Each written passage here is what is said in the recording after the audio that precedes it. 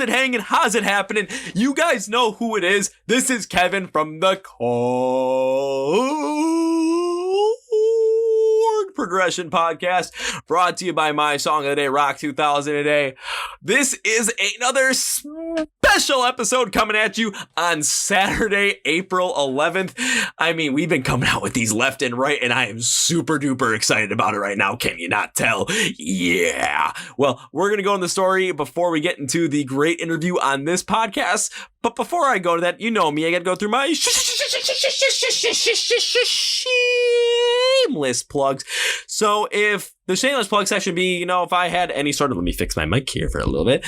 If I had any sort of, well, that's not going to do well. If I had any sort of advertising, yeah, that's where I'd put it, but I don't right now. So I'm just going to plug my song of the day, Rock 2000 a Day stuff. So follow us on Facebook, Twitter, and Instagram. That's where you're going to find all the great content and can really connect with us on those. Instagram is our biggest platform today. You can be a part of our IGTV, videos. It's behind the scenes vlog every single Tuesday. Our Instagram live stream, which you can really be a part of, those are every single Wednesday at 9 p.m. Central. You can come talk with us about music for like an hour or so, or whatever the heck we come up with. It's fantastic. Subscribe to our YouTube channel where you can watch all the album reviews and the podcast episode that you're listening to right now. You can listen to the Chord Progression Podcast on Spotify, Apple Podcasts, and Google Play. And also, when it comes to our Amazon Alexa skill, that's where you can hear the Song of the Day feature in its entirety. And you can also listen to our Small Band Saturday feature, which every single Saturday we feature a song from a band that is emerging. And guys, with my song of the day, Rock 2000 a Day, this is your best chance and best way to really gain a lot of knowledge of what's going on in rock music, gain your appreciation for it, and talk with a lot of people about it so you can fall in love with those bands you used to love. Again, you can fall in love with new bands like I have with since I've discovered a good number of bands. Like I'm wearing Motionless in White shirt right now because this is how I found out about Motionless in White, was doing this, and I absolutely love the band right now. So, yeah, sure, I've seen them twice live. So, links in the description for everything on that, but now let's get into the actual meat and potatoes of this one. So, this one, I have an interesting story on how we got this interview. So, this was, God, what day was it? I think it was like Monday, the 30th of March or the 31st of March. I get an email. And it's about this band called HellgardeN. They're a groove metal band out of Brazil. And I get an email and I take a look at it. And I don't know if they sent it to me. I don't know if the record company of theirs, Brutal Records, sent it to me. But basically what it said was, HellgardeN's coming out with a new album on April 10th. So this came out yesterday. And, well, back to the story. So this is like March 31st or March 30th. And it said, we would like for you to listen to the album before it comes out and review it. And I'm like, this is the first time this has happened to me. This is awesome. I really got to take this opportunity. So I decided to listen to it. Again, I'm not the biggest thrash metal guy or groove metal guy, but I wanted to listen to it. And, well, if you look at what I did on Friday, the day before this, yeah, I reviewed it, and the review came out on the day this album came out. This is the debut album for HellgardeN, groove metal band out of Brazil. And hey, if they're going to ask me to review it, I want to also talk to them on the podcast. So ask them, hey, can I get someone on the podcast? And their drummer, Matheus, yes, he came on the podcast. So listen to us talk for an hour and a half about the album, and you can really see why this band can be the biggest band in that thrash metal, groove metal scene going forward. Heck, they could take over the throne that Five Finger Death Punch has right now. They could take over what Metallica might have. Who knows? But give them a listen. So, shall we get in the interview with Matheus? Let's go! Yeah! Well, ladies and gentlemen, boys and girls listening to the Chord Progression Podcast, we had a very special YouTube album review yesterday for a band that released their album yesterday. This band is called HellgardeN, and we have the utmost opportunity, a great opportunity, to speak to the drummer of that band, Matheus. Matheus, say hi to everybody. Hello, Kevin. Hello, everyone. And first of all, I'm sorry if I gonna English mistake, but let's do that. Don't worry, Matheus. I've spoken with 3 bands outside of the United States so far already within the past like couple of weeks. All 3 were from Italy. So when it comes to talking with people who English isn't their primary language, I've gotten rather used to it. So we should be just fine. Thank you. So let's go. So I want to start out with, how's everything going in Brazil right now, especially with, everything that's going on? It's a very crazy moment, and here in Brazil, it's gonna quietly stuff, but all the supermarkets, all the stores and thing, it's closed. It's closed. Anyone can go out. So it's crazy. It's crazy. Yeah, but then again, that is how it is throughout the whole entire world right now. So everyone is in the exact same position, exact same situation. So I'll say this, we gotta get through this. We gotta beat this because we all, like, I know with you and every single other band out there, you guys want to get back out there and start playing live shows. And for me, I want to get back out there and see you guys play live shows. Yeah. So stay home, please. Hey, wash your hands.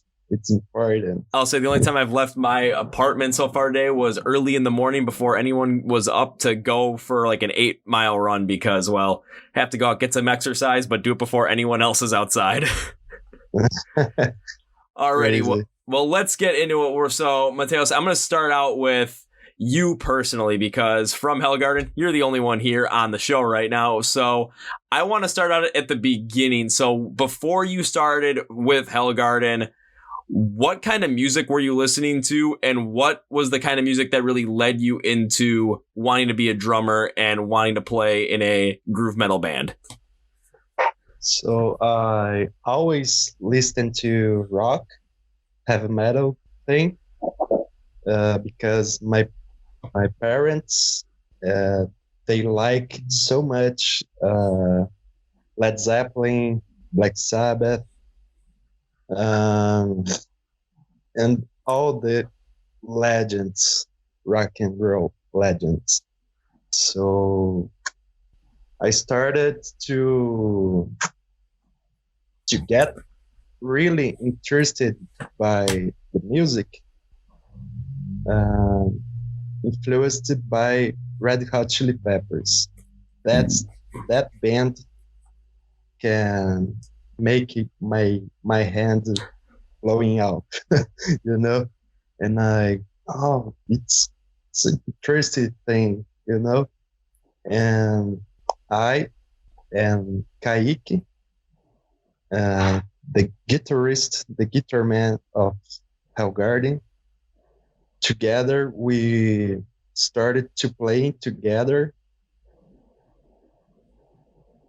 First of all, I will be the guitarist and he will be the drummer, but it's not gonna happen, And we started to play in bands here in Botucatu, in São Paulo, playing at the school, playing festivals around the city, and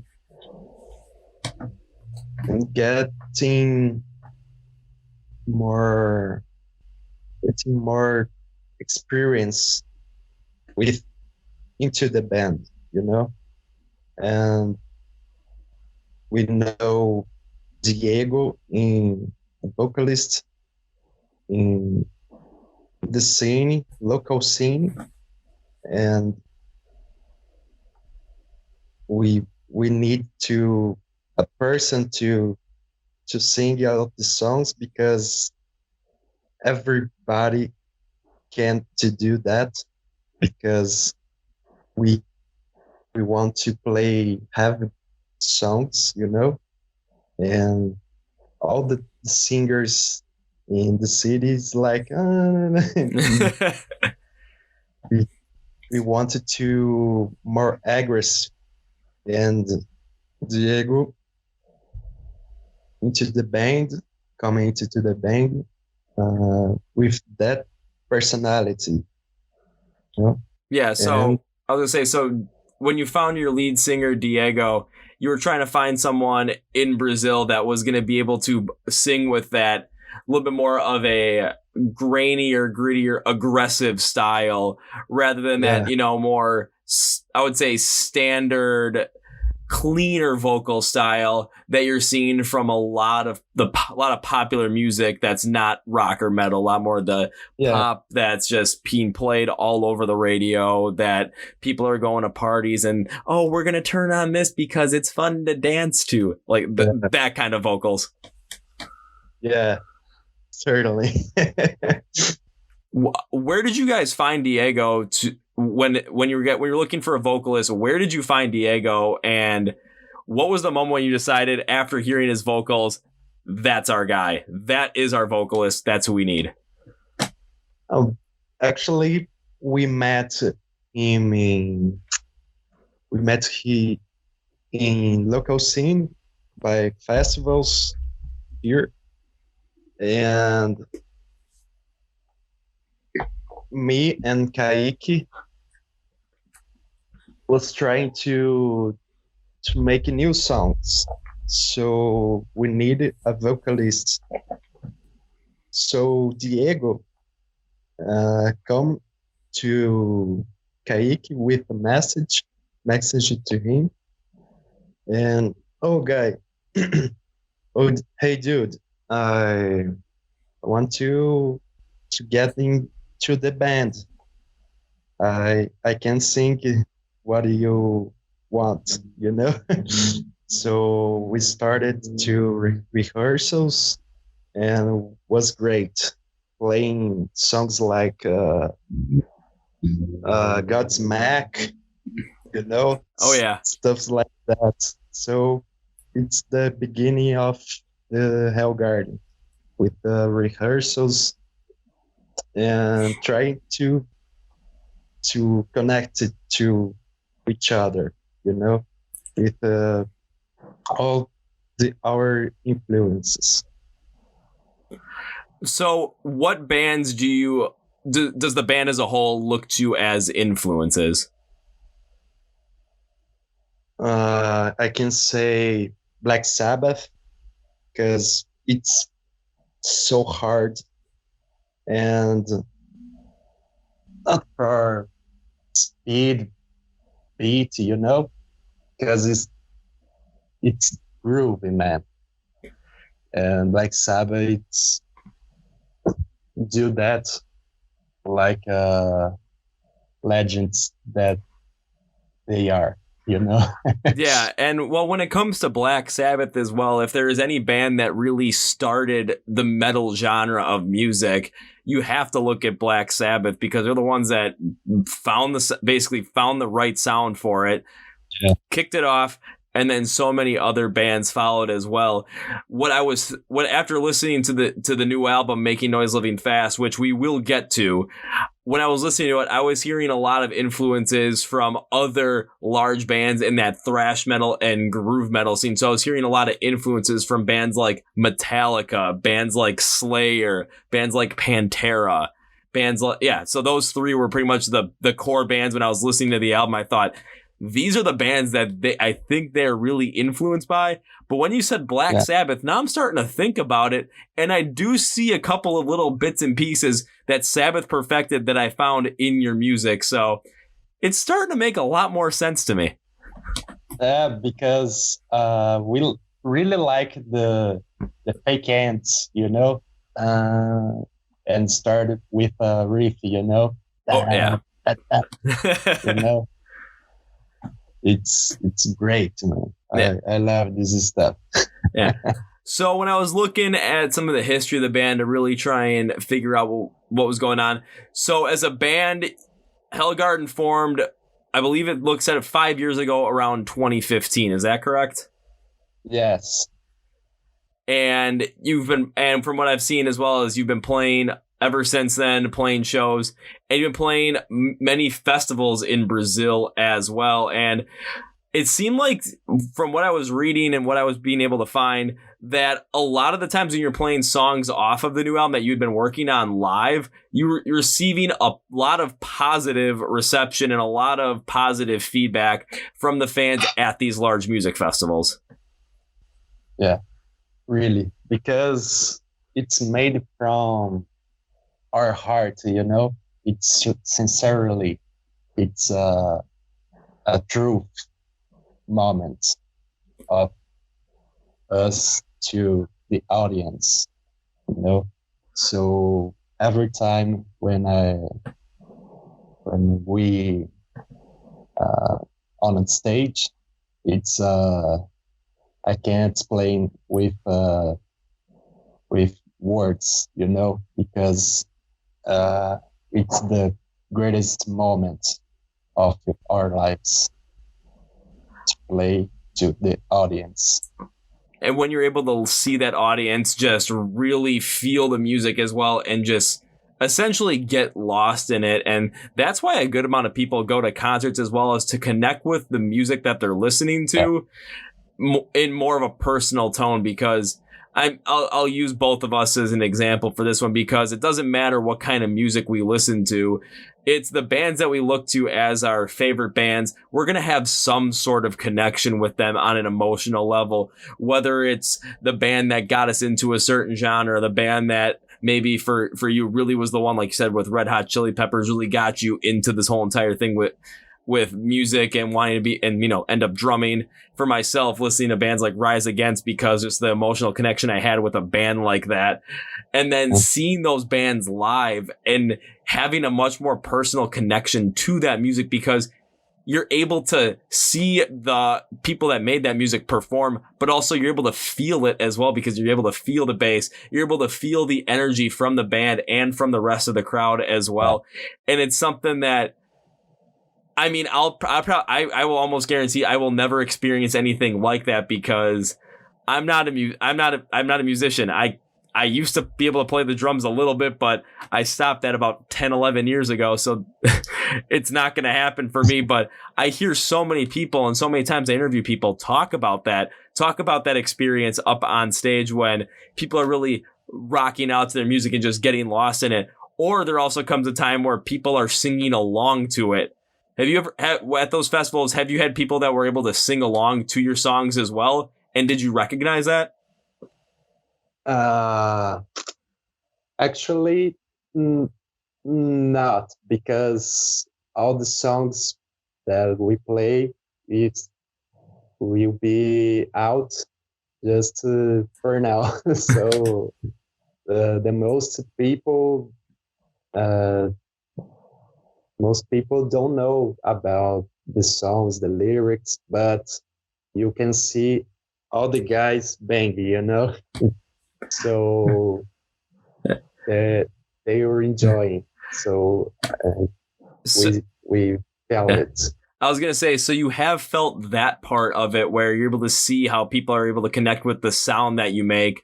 But I think one thing that's going to help is with this album being released, and even with the way the situation the world is in right now, people that find your sound and really like it are going to really get into it very heavily, because everyone's sitting inside right now. Everyone's waiting for this virus to end, so they have a chance to really get lost in the music. And if they're really able to get lost in HellgardeN's music, by the time this is over, by the time you go back on tour, what's going to end up happening is you're going to see the fans come out there, and you're going to be drumming in the back, but you're going to be able to take a look at the crowd, and you might see a couple of people, maybe one, maybe two, maybe 10, maybe 20, maybe 3,000, who knows, singing along with the songs that HellgardeN has made. And from what I've heard, that is an even more emotional and inspiring experience than just watching people bang their heads, because then you get to really see how much more of a connection the fans have to your music.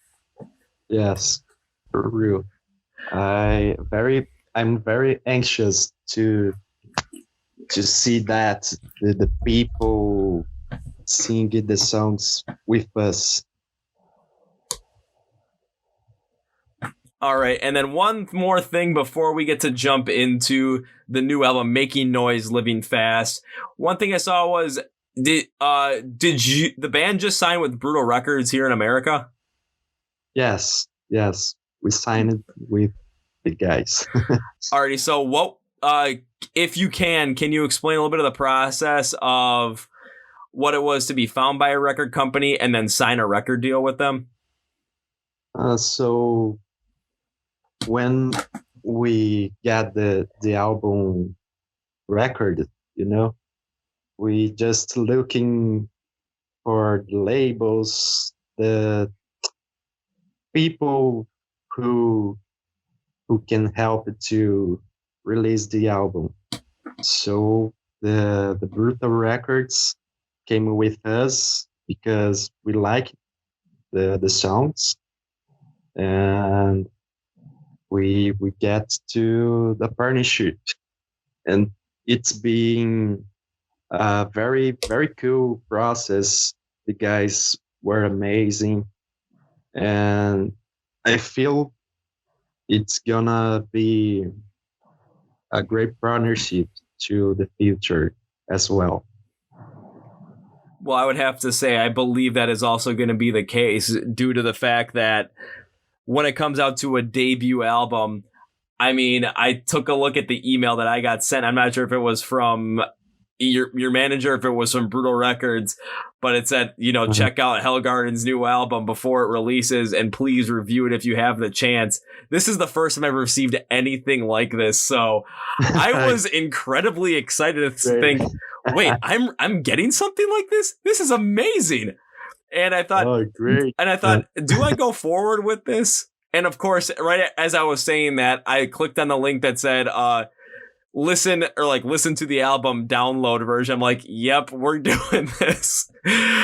So I went full force into it. And after listening, I was like, yes, I'm going to review this. And I'm going to answer the email saying, yes, I'm going to review this. And let's just see if we can get a podcast episode going, because I think it would be a great tie-in overall. And boom, here we are.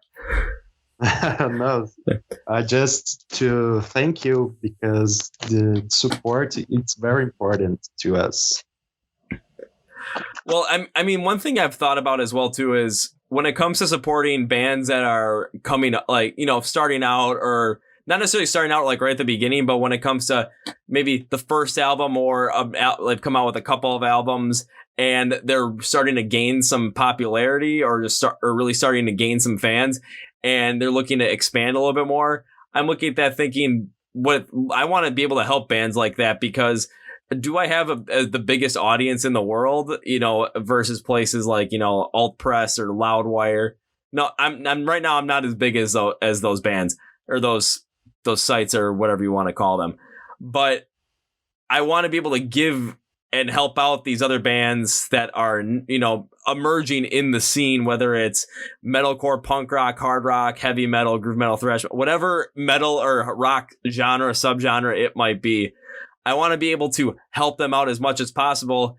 And also because I remember what it was like to be, super duper small, but now I'm kind of a little bit bigger, not too big though. But I want to be able to help out the bands that I absolutely love, because who knows? You never know. All of a sudden, maybe through this podcast, maybe through album review on YouTube, all of a sudden someone sees something and then it just completely blows up out of that. And all of a sudden, this band went from, having one album out to having a second album out and on a world tour. You never know. It's all about taking those chances. No, it's very important to all the metal scene, the rock scene, punk scene. So this that support, it's very important for all the scene. Yeah, it's important everywhere you look at it, whether it comes to making the new music, making sure that new music gets heard by as many people as possible, talking about it just in order to get the word out about it. It's growing the genre through many different steps, and I'm doing it in a couple of ways, but I can't do it in like every single way that's possible, because I don't think one person can do it in every single way. I would need a team of like 500 people to try and hit every single aspect of way to communicate with music. But Yeah. I'll do my best with what I can do right now. But as we're here on the podcast, let's get into this Making Noise, Living Fast album. So your debut album. And my first question is about the inspiration behind the album. So when you and the band were writing the album, what was the inspiration behind, especially the lyrics, when it came to what's the point, what's the message we want to get across with this album? So the lyrics was made for Diego, the vocalist, and the lyrics, it's about personal questions. It's a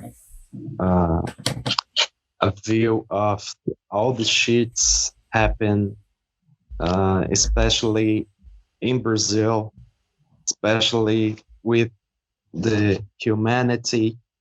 So all the lyrics, it's about our lives, you know. It's very personal. It's not a concept to them or stuffs like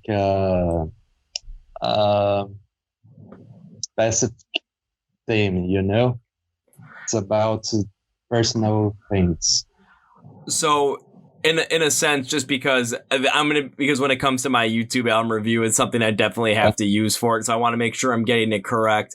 So when it came to writing, Making Noise, Living Fast, a lot of the message was around the band's personal life in Brazil and how some of the social issues or political issues or economic issues have been affecting your lives and maybe some of the change you want to see put in place. Yeah.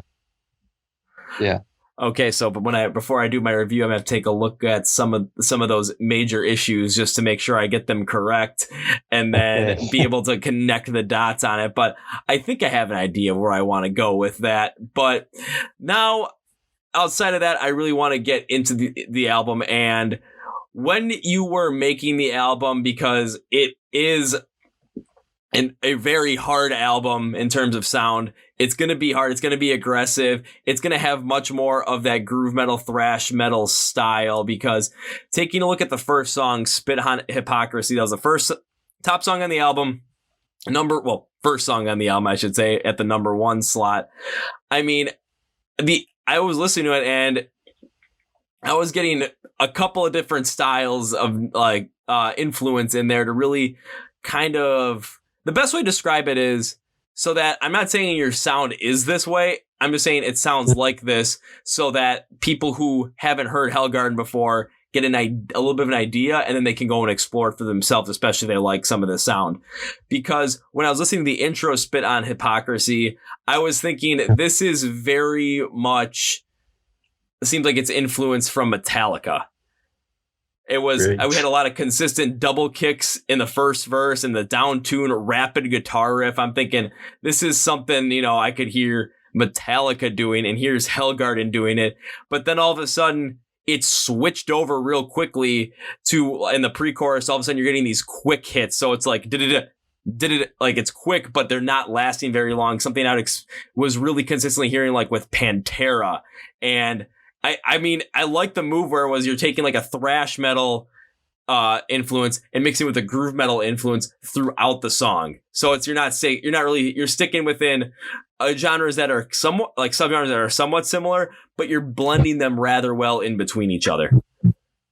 Great vision. So the intro of Spit on Hypocrisy was made with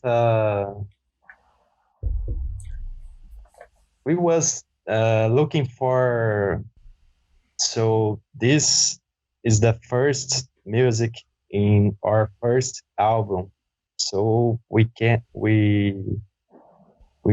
to make this more aggressive that we can. So the beginning, it will be like the hurricane, something like that, So, yeah. It's what I would say is you didn't want to slowly build up into this. You didn't want to just start at the bottom and lead people into this album gradually. You want to start out with it and basically attack them right away with this hard, aggressive sound so that it's kind of like right in the first couple of seconds, you know exactly what you're getting into. Yeah. The message is we come into everything, you know. Yeah, and especially given with the theme of the album, which you had just spoken about, seeing the title "Spit on Hypocrisy." I mean, this is just making so much more sense now, especially with a title like that. Yeah. One other thing I noticed about this song though was when I was listening to the breakdown of the song, and you brought in a guitar solo with it. It had this little bit of a higher pitch shredding style to it. And I had to listen to it twice because I thought I've heard a sound similar to this before this has been, you know, that's been hardly replicated, I should say. I'm not saying, again, you guys didn't, you know, do the exact same thing as this other person did, but it's something where it's like, I heard a little bit of it in there, and it's very hard to replicate this style. So when I heard that guitar solo, my thought after a while was, this is kind of I love how they're taking like this groove metal, thrash metal sound, mixing with this like 1980 style shredding guitar solo from one of the greatest guitarists of all time, Eddie Van Halen. Yeah, we really like to Van Halen. So we were a 4-piece band, you know. It's just one guitar on the band. So all the guitar solos, it's go to make this. It's go to make this wave from our heads, you know, because it's more, what I can say, it's more the guitar do your way, you know. Yeah, it's not specific thing, you know. The guitar and the solos go to the own way. Yeah, you're letting with the special. I mean, that's the point of a solo though, is to let the guitarist just kind of do something on his own on that end to give the song more depth, a little bit more diversity to it, so that there's more to latch onto when you listen to it through and through. So it's, you know, the instrumentation will be a little bit different as the song goes on. And when it comes to only having one guitarist in the band, I mean, I'm not going to lie. I thought you guys had more guitarists in the band after listening to that song, just because I thought I heard someone else playing a guitar in there in the background, but I guess I was wrong. Yeah, just one guitarist. And then listening to the vocals on this one from Diego, they were very Pantera-esque. So that went really well, especially with the pre-chorus, in my opinion, that had that Pantera quick hit style, because the vocals were heavy. They were raspy, but they weren't, you know, that deep, very brutal, unclean scream that you hear in a lot of metalcore songs. I mean, it was something where it's that classic, like it's harder, but it's something that's not gonna, you know, be. It's something that's clearer. It's something that's aggressive and a little bit, you know, it's quicker. It's not as brutal. And I mean, I know I'm gonna bring this up. I brought this up to you before we started. I'm not the biggest fan of groove metal or thrash metal. It's just not one of my favorite genres. But, you know, listening to Spit on Hypocrisy, especially with the vocal style, I love hearing how the vocal patterns were constructed on this one, because they were very consistent throughout the whole entire song. And when it comes to fans of that genre, of groove metal, of thrash metal, of heavy metal, this is going to be something that they're going to really be able to latch onto, and to put that into your first song on the album to open up with, especially when you're going to attack them right away with that harder sound, it makes so much sense. Yeah, the Diego, it's amazing the vocal lines because uh, making more aggressive our songs. That's one thing I thought as well, because throughout most of the album as well, I mean, Diego really focused in on that consistent like thrash metal, groove metal style vocals where they're not going to be unclean screams, but they're going to be harder and a little bit, rougher. But Actually, oh, go sorry. ahead. No, go ahead. Go ahead. Uh-huh.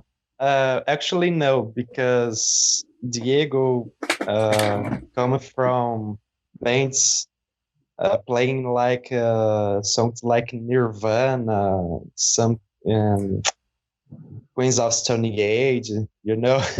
So he can to do vocals without aggressive things, you know. I didn't know that he was going to end up doing something like that, honestly. That seemed really that seems really interesting, especially given the fact that he's going from something like, bands that make that kind of have that little bit of a lighter or more lighter, like alternative rock sound. Because when you brought up Nirvana, that's where where my mind went. But all of a sudden, I'm thinking about that and thinking about what he did on this album with those grittier, rougher style vocals, perfect for that, like thrash metal, groove metal, heavy metal kind of style. And I mean, that's just surprising. I don't know how, like, that's amazing. That's insane. Diego, it's very open mind, you know. He listened to many genres of music, not just like thrash or groove metal, you know. He likes Brazilian music. He likes grunge as well, alternative rock and roll as well. So he can to do many things with her voice. I'm going to be very interested to see how HellgardeN's career progresses through the years, especially now knowing that fact, because throughout this album, I mean, Diego really honed in on that harder style throughout the whole entire thing. And I'm not going to lie, for it really does fit well. However, as the band grows, I'm going to be interested to see if any of that comes in where all of a sudden you're making a harder song, and all of a sudden the vocals quickly shift to the, maybe something that's a little bit more in tune with that lighter sound that Nirvana might have had. And I'm saying in comparison, that maybe the Brazilian music has in comparison, just to see how that could potentially play in with that harder sound. Sorry, can you repeat that? Yeah, I probably messed it up. So one thing I'm going to be interested in with the band going forward is hearing how Diego's vocals and those inspiration from those vocals coming from other areas that he likes, such as that alternative rock scene, Brazilian music, how that is going to potentially come in and mix with that harder sound that you guys have on this album. I think it's help with the expression to the lyrics, expression to the audience, you know. I feel like more able to express yourself, you know. I think that's a good way to put it as well, because if Diego really likes a lot of these other genres as well, one thing you're going to find in those genres is how those vocals and how that kind of style expresses a different emotion or a different feeling in a different way than what you would normally see in a rock track or a metal track. And then being able to bring that delivery into a song for HellgardeN, I'm going to be very interested to see as the band progresses throughout the 2020s, how that's going to end up playing in and how that's going to end up influencing some of your music. Yeah. We just talking about the second album. So trying to think about the new things will be great That, because the Making Noise Living Fast actually was made by 2018. So 2 years ago, to to to get all the song record to release. So at this time we growing up with our uh, techniques. We looking forward to make more HellgardeN songs, to express it more like us to the audience. oh, very much so. And one thing that will also help you out with that is seeing how on this album, with this being your first album with Making Noise Living Fast, how the fans are going to be receiving that sound and receiving the messages that you're putting out in your music. And with already thinking about a second album, which I absolutely love the fact that your mind is already going forward and focusing on a second album, even with Making Noise Living Fast just being released, though, as you said, it was ready to go 2 years ago, but just have to make sure the circumstances are corrected, or for the way you want the circumstances to be in order to release the album, which circumstances finally came forward and now it's here. Yeah. So the answer from the audience, it's very, very cool, man, because it's the first album we made. So it's very cool to see the people liking your music, listening to your music. It's very, very cool thing. Oh, very much so. And I wish I could feel something like that where it's people listening to my music. But I mean, I kind of get the same thing with people listening to my podcast. So it's not fully the same, but it's similar-ish. I have to go into a couple other songs as well, because that's what we're here for. We're here to talk about the album. And I'm going to go to the third song overall on the album, called Learn to Play Dirty. And there was a part of the song that really stuck out to me, and I'm going to end up talking about it, where when we go towards the second half of the song, I mean, throughout the first half, I'm thinking again, like, I'm thinking Pantera on this song. It's just, that's the kind of style I'm thinking. But all of a sudden you get into this instrumental breakdown, and we get that similar kind of high tune guitar solo. However, when you guys were able to make this transition out of the breakdown into the next part of the song, all of a sudden I heard this completely different shift and I was like, wait. I've heard this before, but this doesn't make any sense. Like, how did they mix this together? So I went back and listened to it, and all of a sudden I'm thinking, how do they mix thrash and groove metal with a song by Muse? I couldn't figure out, like, the transition was like the intro to Psycho by Muse, but it was thrash metal. I was like, what's going on here?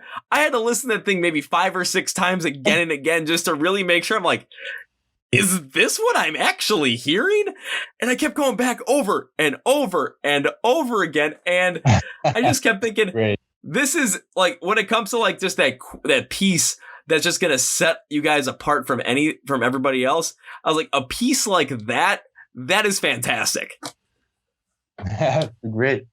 Thank for that. So that music was started by the riffs. So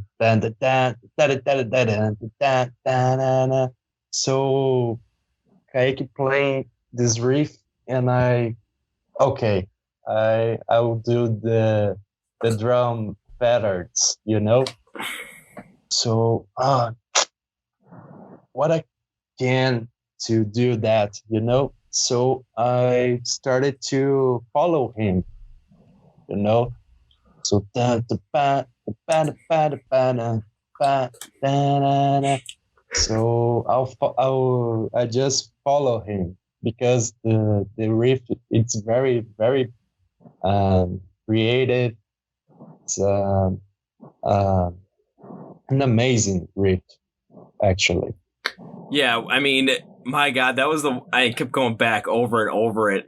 And when it came to the vocals on it as well, especially when it was combined with that transition from like with a style similar to like Psycho by Muse back into something like Walk by Pantera, because that's the two songs that I kind of matched this up with to try and find some sort of what's the best word? Some sort of a comparison. So of course, when people, are watching this or listening to it and they're wondering, I wonder what that song kind of sounds like in comparison to something else, just to kind of get a feel for it. Like those are the two I bring up. And when I listen to the vocals, especially coming off after the breakdown, we got this like higher pitched scream from Diego, and it was like also a more audible, raspier style, and it just stood out so much over that underlying instrumentation. And at that point of the song, I was like, okay, this song had, that's good, consistent groove metal sound. All of a sudden they bring this in and the song is completely flipped on its head in 20 seconds. And I was honestly just sitting there like, all right, this is what I'm talking about. Yeah, dude. So it's great. Great to.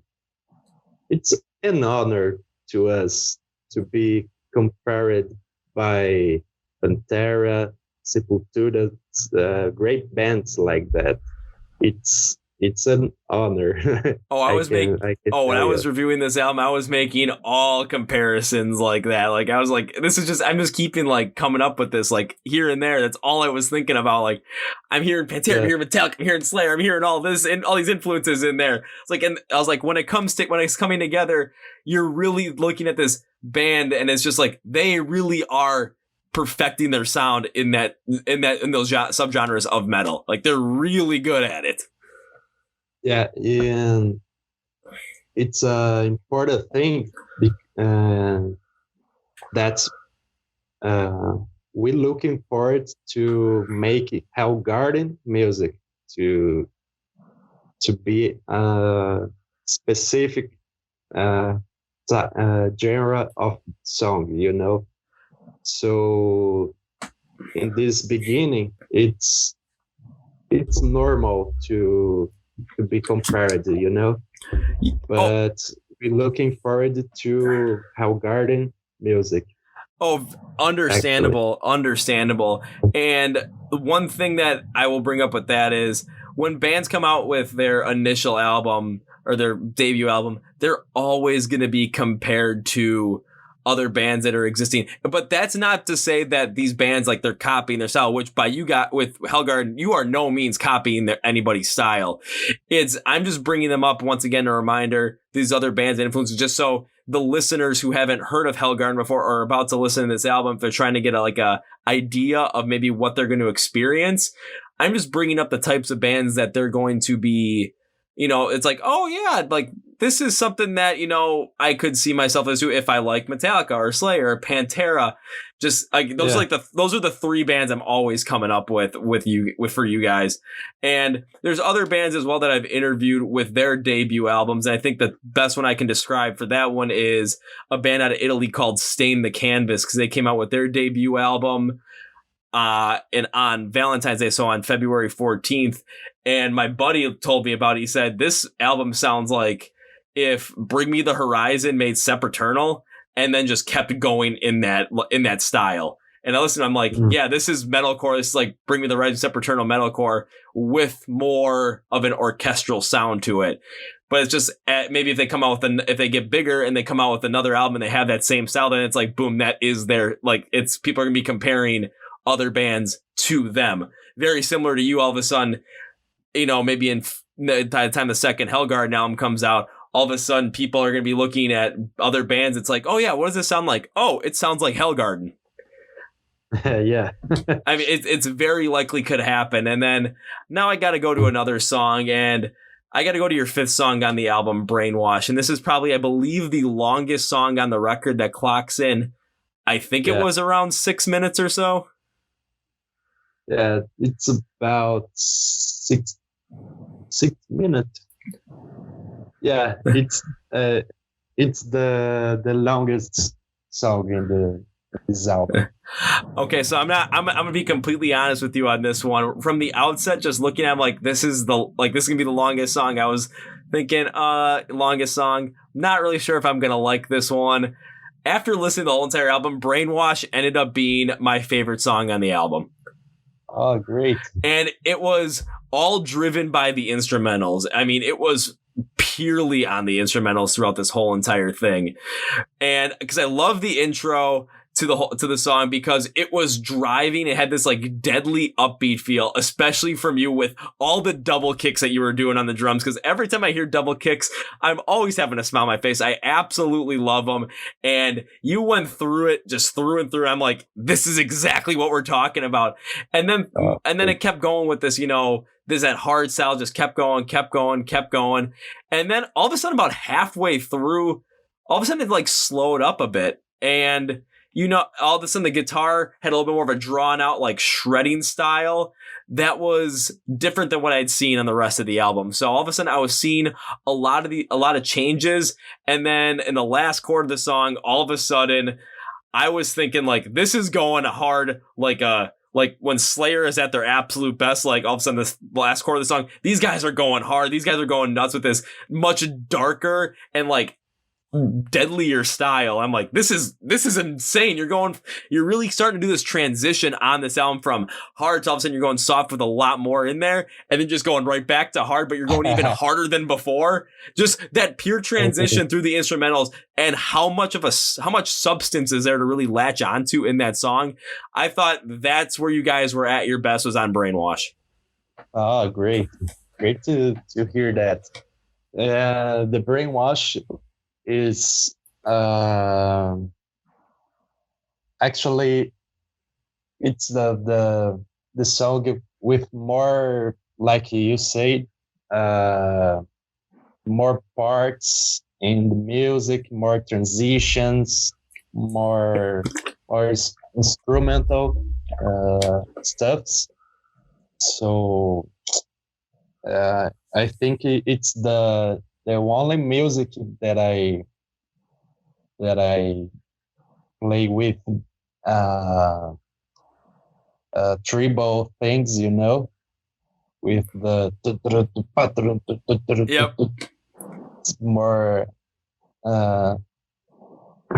the chorus. It's very, very great too, as well, because we open the music, because we came with all the tribal stuffs, and the chorus come out to open it.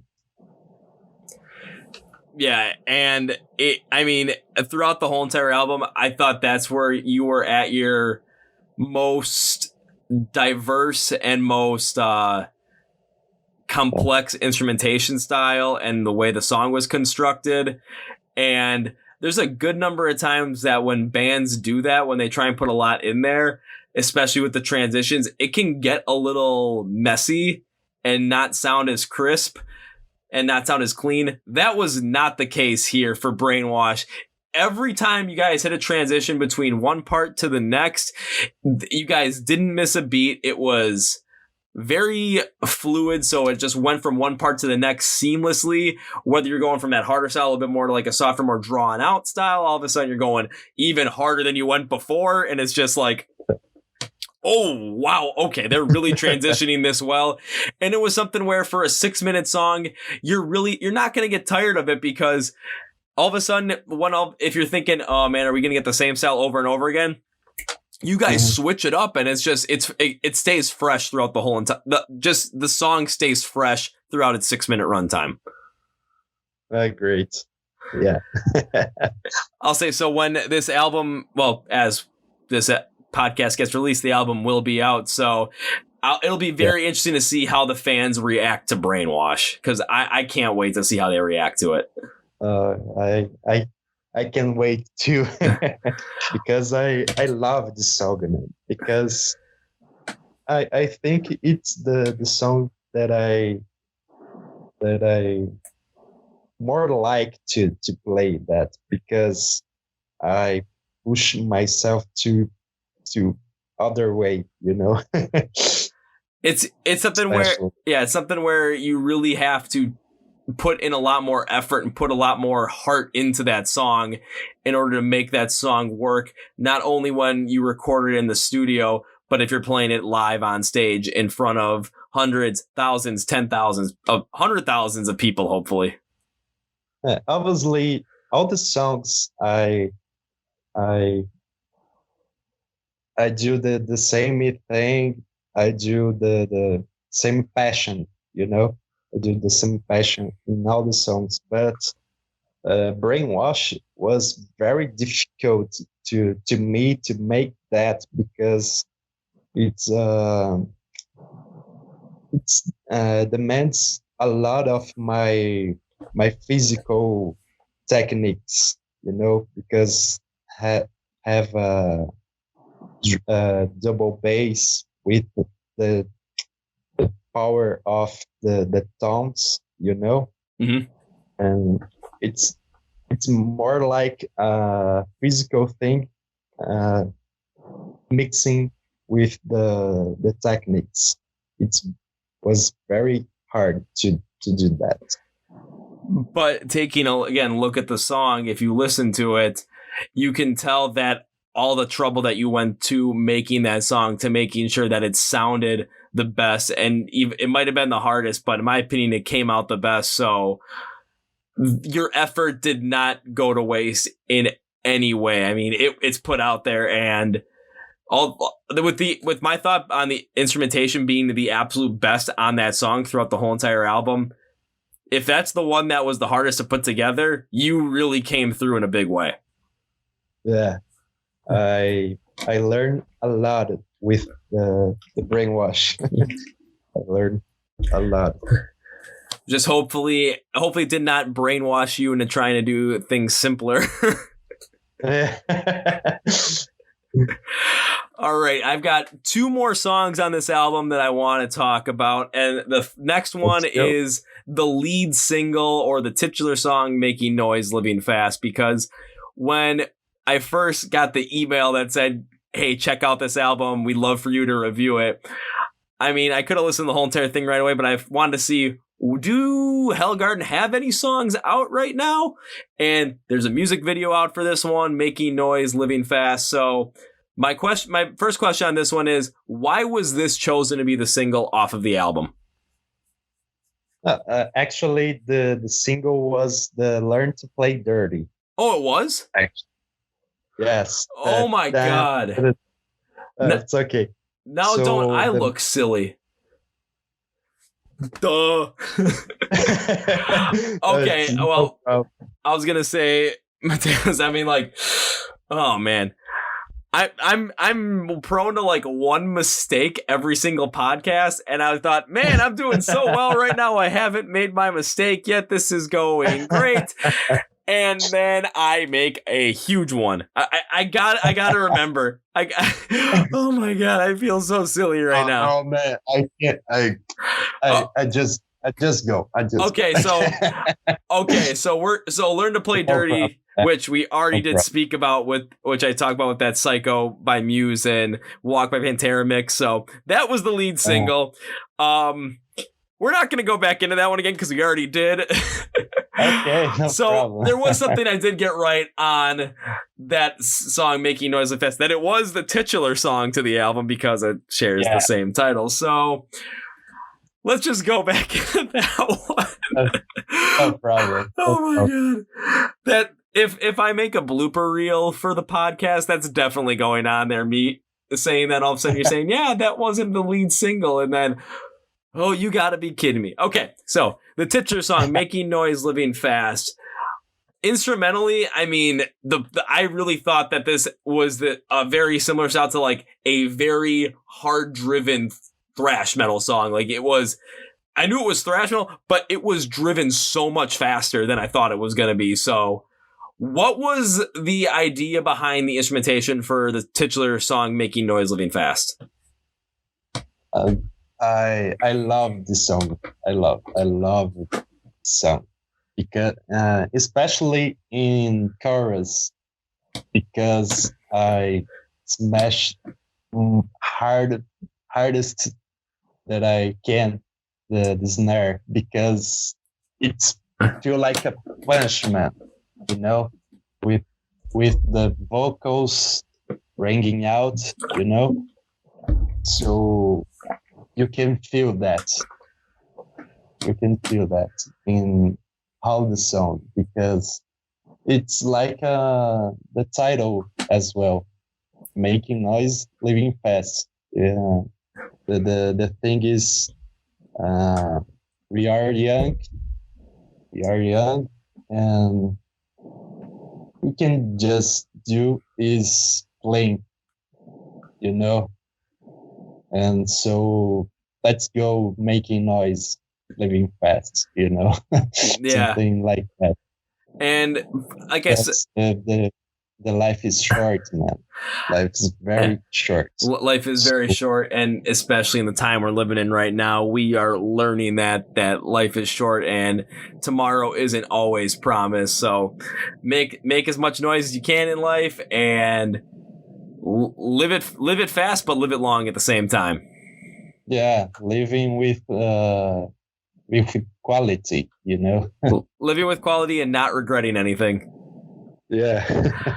Okay, so you brought up that this is one of your favorite songs to play because you can just let loose, make a lot of noise, and just pound on that snare drum now. Because when I played drums when I was, between the ages like 10 and 14, I mean, I was that same way too. Where I always had people tell me to, don't play as loud, but that was just my style. That's what I like to do. So. Yeah. When you're saying you pound it, when you're like hitting the snare as hard as possible, just going crazy on it, I got to ask you this question because this did happen to me. Have you ever broken the head of the snare? Like the drum head, just like put your stick straight through it? Yeah. Actually, have a fun story to tell. Oh, please tell me. Please tell me. I love stories. When we play here in Botucatu, São Paulo, it's our city, you know. We go to play in a festival here. So I came with my stuffs, normal, you know. So I bring my snare with the snare head. It's I think it's going to die, you know. Okay. And the first song, the heads was broken in the middle of the first song. So I just someone help me, please. And the guy of the other band bringing out his snare. So I put on his snare in the drum and to go do the show along, you know. And the third song, the head was broken too. So what?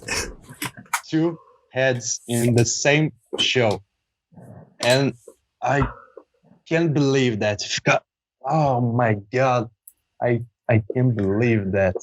So the guy from the club, the club, the pub of the festival was happy. Hey guy, I have a snare here too. Oh my god, yes. So this show I play with 3 different snares. Play with 3 different snares crazy, because you broke the heads on 2 of them. Yeah. Now, you're literally making if I was 11 or 12 years old right now and I heard that story, I'd be smiling ear to ear just as I am right now due to the fact that I absolutely love the fact that all right, you're playing and you the first half of the first song that you're playing in your set and you bust the head on the snare and then you're wondering what the heck's going on? Someone gives you theirs, and 2 songs later, the exact same thing happens. I mean, when you guys go once we get through all this stuff and you guys go on tour, man, you're gonna end up having to bring a couple of different snare drums with you just in case this starts happening again. And I'm not talking just head replacements. I'm talking full extra snares. Yeah, it's funny, man. But was the that show was great, man. Was that story with playing with 3 different snares? Was that your favorite show of all time to play? I think one of, but the last show in Piracicaba, near of our city, was insane, man. Was very insane. The audience pushing the HellgardeN shirts to the air was beautiful, man. Is that something that you've consistently seen in Brazil, though, with the crowd? With especially like, are they really getting into the harder style music with rock and metal, and then of course with your style of metal? It's more local scene. You know? We played in São Paulo as well, but in our city, it's more.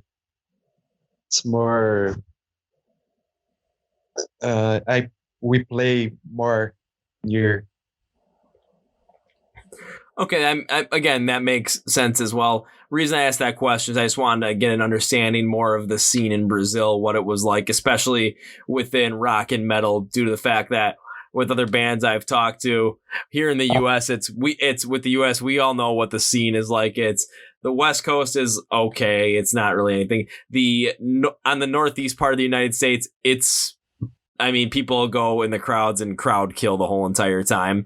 You come to where I am in the Midwest around the Chicago area, it's just going to be moshing like crazy.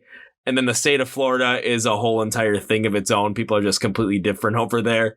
Then if you go over to Europe, because I've talked to a good amount of bands from Italy, what they've said was places like Germany, Austria, Slovakia, the Czech Republic, God bless you, places like that, the crowds are just going insane for rock and metal. But then it's like they're like in Italy, and it's just not the same. So if you want to become big in Europe, and you're from Italy, you got to travel north. So when it comes to playing in Brazil and playing in South America, is there a certain spot of the region where metal and hard rock music are very prominent and very popular? It's more underground bands, not a mainstream thing, It's more, but have many metal bands here in Brazil, especially female bands. It's great, man. We have bands like Nervosa. It's a 3-piece of women thrashing metal, kicking ass. It's very, very good band here in Brazil. So the metal scene in here, it's very, very powerful. We have bands like Torture Squad. We have obviously Sepultura. Mm-hmm. We have Claustrophobia. We're playing together, I think, 5 times, five times. Yeah. It's a very, very interesting metal scene here in Brazil. Say if that's the case, because I mean, if hopefully this virus passes soon, because I've got plans to go over to Europe and really check that all out this year. Well, hopefully that goes through, because then next year I'm gonna have to go check out the scene in Brazil. Very, very great bands. Yeah, okay, I gotta jump back to the album, because there's one more song off of Making Noise Living Fast that I want to talk about, and it's gotta be the last song on the album. That's Possessed by Noise. And the intro just stands out to me so much, because it's so much different than any other intro you've really done on this album, where it starts out without any guitar. Like, I heard the drums and the bass, and it just sets up the rest of the song completely. And just in that intro, because this is more of like a build into it, especially when you're not having the guitar in there, having the drums and bass really build up to it, you really get going into it. And it's just, I mean, I'll bring up another kind of comparison as well, just so the fans that are like, yeah, we're going to listen to this so you can get an idea. It starts out and it just drives and builds all of a sudden into this. Again, this is like a perfect like thrash metal instrumentation. And I'm going to bring up bands like Slayer and Megadeth. Yes, I'm bringing up Megadeth for the first time. And it just, when you intro into it like the way that you did on Possessed by Noise, it just set it up and brought so much more density into the song. So there's so much more to grab onto and really take a look into when it comes to the instrumentation on the song specifically. Possessed by Noise. It was more type of song. What I can say. The stage experience, feel the stage experience, So when get to bring out Possessed by Noise when rehearsals, we think about, oh man, what do you think about we make and rock and roll night from metal, from HellgardeN. So, okay, let's do that. So, you can see, we can actually you can hear that in the final, because it's like a ending show, to all the stuffs, man, wreck out, the experience of the stage, to see the band playing live. Yeah, this is definitely, especially with the way that it builds and goes into the first verse of the song with that harder style as the drums and the bass build up to it. I mean, this is a song that I'm trying to think of a good way to describe this as well. So, like, it's kind of like the build and just getting in and just going absolutely crazy and rocking out, much like the build in Bring Me the Horizon's Shadow Moses goes, because it's a build into it, and then all of a sudden everything changes and it just hits, and it's like perfect for like a wall of death moment, and then the rest of the song just goes hard that you can just go nuts to. And this is something where it builds in that kind of an idea where we're going to start out and it's going to be something that's going to prepare you to go nuts and to rock out and just to let everything go, let loose. And then when it's like when everything finally hits, that's when you go, and that's what it does. Yeah. And not only that, but I really like how it built into that, especially throughout the whole entire album as well.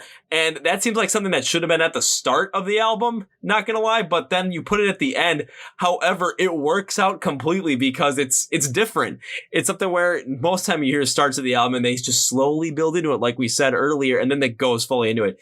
You guys just started out full force attack mode into this album, and then your last song is the one that builds into it and still goes just as hard to let people just rock out and let loose. But just flipping that around and having the hard one first and then the lead-in one last, I don't know, man. It just worked out for you. Oh, thank you. And the interesting thing uh, about this music, it's we playing all the songs live before, and especially in the intro of Possessed by Noise, when, like you said, the bass and only the bass and drums uh, heading, the audience scream like yeah, yeah, yeah, yeah, yeah, yeah, because it's the full energy preparing yourself, because we we going together making this this noise like the Yeah. song is supposed to be. It's the build up to it, and it really allows the fans to let loose once that completion of the noise finally hits. I'm not saying the completion of the noise like, it's over. I'm saying completion as in everyone's brought back into it, and the guitar is brought back into it, because the buildup is there. And that's why I brought up Shadow Moses by Bring Me the Horizon, because especially for a lot of listeners that I have, I know they like very similar style of music that I like, and one of them being metalcore. So bringing up that comparison will really help a lot of people understand, okay, this is what they mean by like the song builds up and all of a sudden the audience is just getting pumped up, and then when that moment finally happens, everyone's going nuts. And the one of funnest moments of our show, it's in the ending of the Possessed by Noise, when the Diego screams "Must or Die" in the finals. So we just put on the microphone in the stage and jump to the audience. So he bringing out in the mosh with the audience. It's crazy. No way.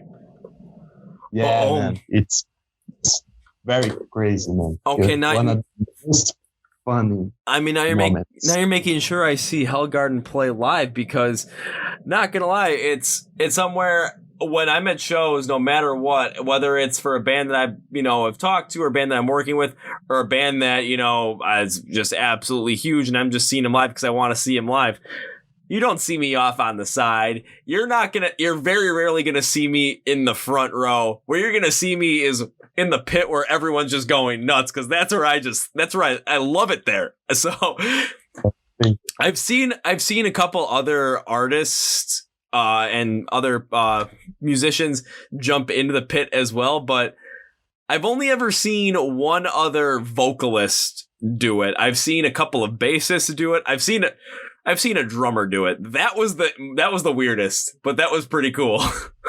Great. and the time I've seen a vocalist do it, it was two women. Oh.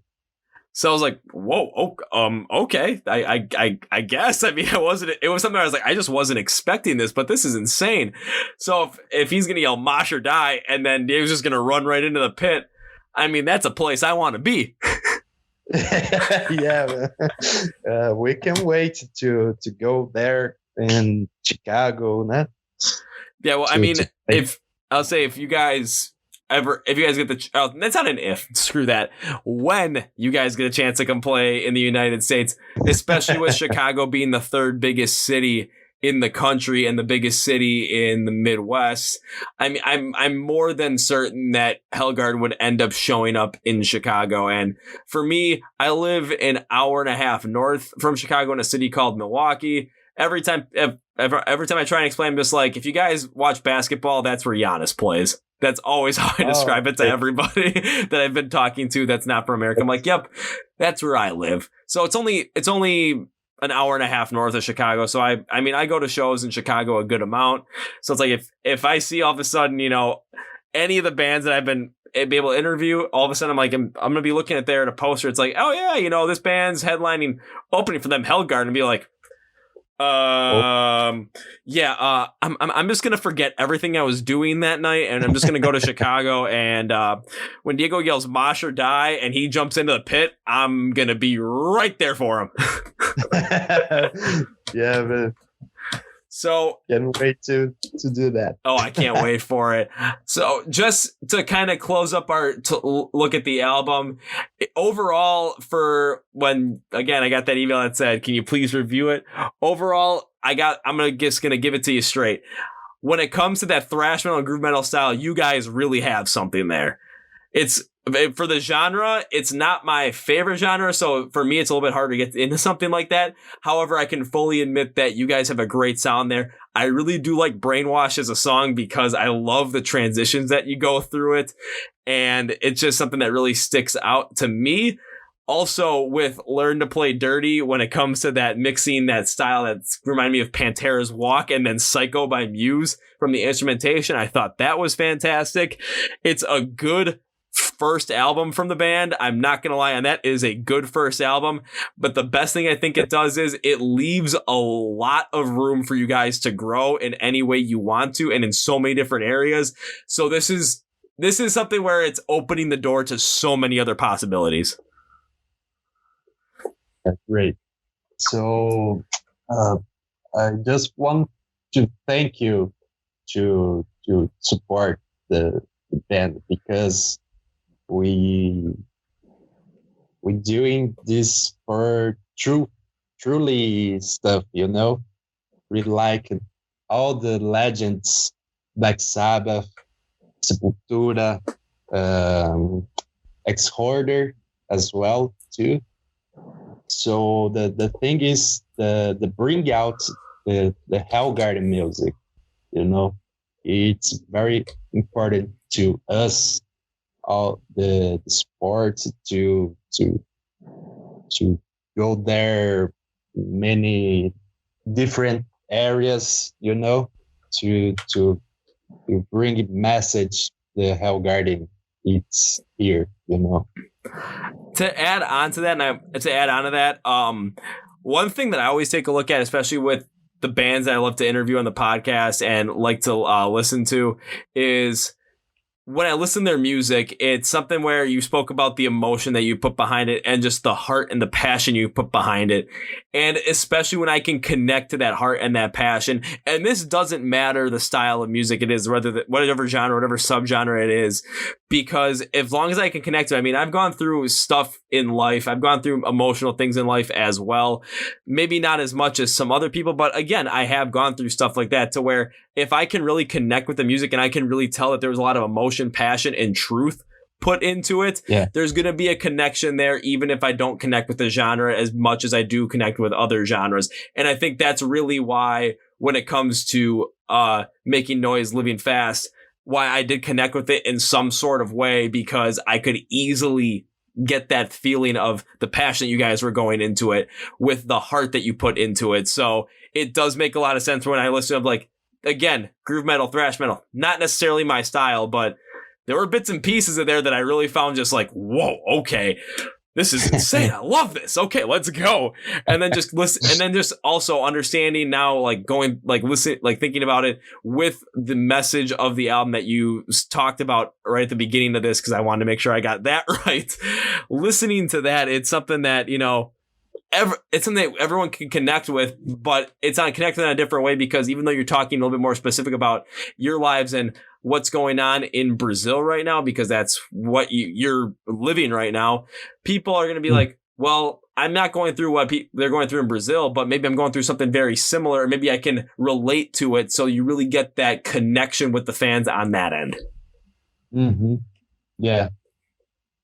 Well, I have to say this, whoever sent me that email, whether it's someone on your guys' team or whether it was someone on Brutal Records team, I got to say thank you. Crazy, man. Crazy thing. It's very, very cool, man, because we work hard to do that, to bring it this moment, you know, and talking with you today, it's a very great thing, you know. I'm here in Brazil, you are in United States, you know. It's very, very cool thing, you know. Yeah, and all the moments it's gonna happen with the crazy virus, you know. Yeah. But when it comes, a very cool moment. Yeah, but when it comes to this whole entire virus thing, one thing I've thought about is how can we, like, it's a horrible situation, yes, but how can we make the most out of this situation in order to maybe bring more joy, maybe bring more happiness into people's lives if we have the capability to, which at the moment with this project, with this podcast, I have that capability to reach a good number of people, not an insane number of people, but a good number of people. With your music, you're able to do the exact same thing. You're able to reach people with your music. I'm able to reach people with me talking about music. And now here we are, we combine the two. And I mean, what we're hoping is all of a sudden people listen to this podcast, they see HellgardeN, and they're going to say, all right, I'm going to give this album a shot. Why not? And then they listen to it. And all of a sudden, next thing you know, they're listening to it every single day. They're buying HellgardeN merch. All of a sudden, this virus is over, and you guys start playing live shows. And they're like, "Oh yeah, that HellgardeN band! I gotta go see them live." So that's what we're hoping for, and that's what we're gonna make happen. And now I'm all excited. Let's go. Well, I mean, let's go making noise. Let's go. That is the best way to call this podcast, the podcast where we're making a lot of noise and we're living fast, and that's the way it should be. Great. Alrighty. Well, Matheus, we've done almost an hour and a half on this, and we've gone through the whole album, and we really deep dive into it. And again, absolutely love the fact that I got to have a chance to review this album. My first album review request I've ever gotten, and we even got a podcast out of it. So, yeah! Yeah, man. Oh, whoever's watching the video at that moment is going to be awesome. I'll get one too. Yeah. Alrighty, well, I think that's going to do it for us. Do you have any last words for everybody before we sign off? Just want to thank you, Kevin, to all the support, and want to thank all the single head banging here us right now, and stay at home, wash your hands, and listen to Making Noise Living Fast. And that's it. Thank you. And that's how we'll end it. Stay healthy, stay home, wash your hands, and listen to Making Noise Living Fast. All right, Matheus, thank you for coming on, taking the time out of your day to be on the Chord Progression podcast. Thank you very much. And hopefully when this is all over, when this is all over and you guys get back on the road, I don't know when, I don't know where, but I will see you guys live, and I will be in that mosh pit. Yeah. Alrighty, perfect. Alrighty, that's going to do it for this interview. So, Matheus, thank you very much, and take care. Destroy. All right, everybody, that was my interview with Matheus of HellgardeN. So please listen to their new album, Making Noise Living Fast. If you are a big fan of groove metal or thrash metal, so if you like bands like Metallica, Pantera, Megadeth, Slayer, yes, this is an album that you're really going to want to listen to, because you're going to get all those great feelings again in a rather young band with HellgardeN out of Brazil. Best thing to say about this album is they really show that they have really perfected that sound over the course of their 5 years before this album was released, and this album leaves the door open for so much more experimentation going forward that they can try. So for a debut album, I mean, can you ask for any more? Let's be honest. So that's gonna do it for me today. I hope you enjoyed our review on YouTube from the previous day. I hope you enjoyed this podcast as well, because with everything going on in quarantine right now, I mean, with the coronavirus, we need music more than ever to really get us through this. And you guys know I'm just going to keep bringing the heat as long as I'm alive and healthy. And I don't see that changing anytime soon. Yeah. Because as Matheus said, I'm staying home, I'm staying healthy, and I'm washing my hands. Well, man, the shadows really make my hands look dirty, especially with the calluses. Don't worry, they're clean though. All right, that's going to do it for me. So thank you for listening. Everyone out there, stay safe, wash your hands, and let's beat this coronavirus. Till next time, this is Kevin from the Chord Chord Progression Podcast, brought to you by My Song They Rock 2000 Today. And you guys know how I end every single one of these podcasts with a big, healthy, and hearty